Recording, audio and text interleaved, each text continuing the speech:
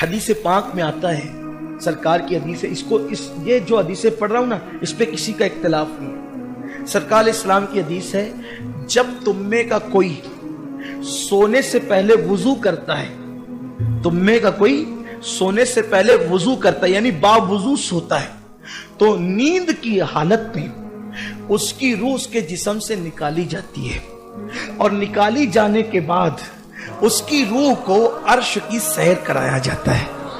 یعنی باوضو سونے والا کہاں جاتا ہے روزانہ؟ آسمانوں پہ، عرش پہ۔ بولو اگر آپ جسم سے جانا چاہیں، پہلے تو جسم سے جانے کے لیے پہلا ذریعہ کیا ہے؟ پیر ہے۔ بولو پیر سے دلیا جانے کے لیے کتنا ٹائم لگے گا؟ ناسک اور ممبئی جانے کے لیے کتنا ٹائم لگے گا؟ ہے نا؟ پھر چلے پیر سے، اب یہ ترقی کا دور ہے تو آپ کاروں سے جاتے تو بھی ٹائم لگے گا، لیکن وضو سے سویا، ادھر آنکھ بند ہوئی، پلک کے جھپکتے آپ کی روح کہاں پہنچی؟ آسمانوں سے گزرتے ہوئے عرش پر۔ اور پھر حدیث میں یہ بھی آیا ہے وہ عرش پر حالت سجدہ میں ہوتی ہے۔ اس سے باوضو سونے کی فضیلت بھی پتا چلی۔ میری گزارش ہے کہ روزانہ سونے سے پہلے وضو کر لیا کرو اور باوضو سویا کرو، کتنی برکت کی بات ہے۔ حضرت سرکار غریب نواز فرماتے ہیں، اور سرکار نوری میاں رحمت اللہ علیہ نے بھی فرمایا کہ اگر کوئی مسلمان بے وضو سوتا ہے تو اس کی روح جب نکلتی ہے تو فرشتے کہتے ہیں اس کو واپس کرو، یہ وضو سے نہیں ہے، یعنی عرش پر آج اس کی روح نہیں جائے گی کیونکہ وہ بے وضو سویا ہے، یعنی باوضو سونے والا۔ اب یہاں اگر لوگ کہتے ہیں نبی کو معراج روحانی ہوئی، تو میں کہتا ہوں کہ یار یہ کون سی بڑی بات ہو گئی؟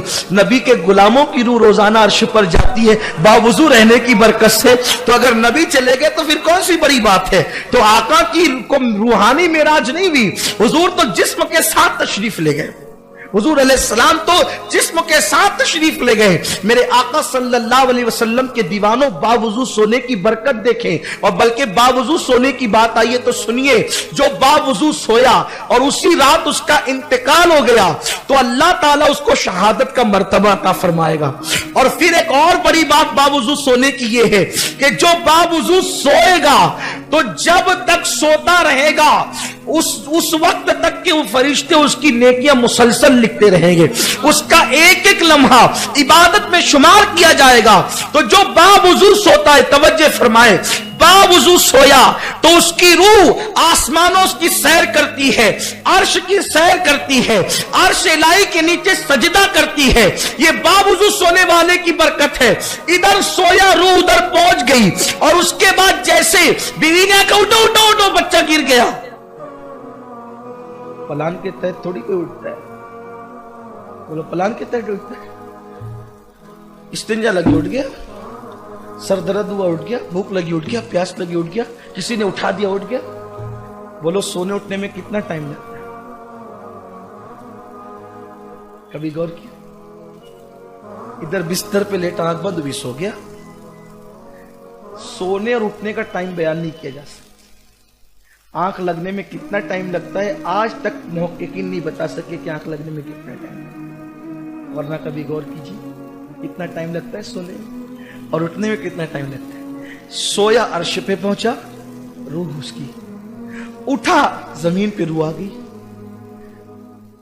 آپ کبھی کبھی فجر ترک بھی کر دیتے ہیں، کبھی جھوٹ بھی بول دیتے ہیں، کبھی غیبت بھی کر لیتے ہیں، یہ سب ہوتا ہے نا ہم لوگوں سے۔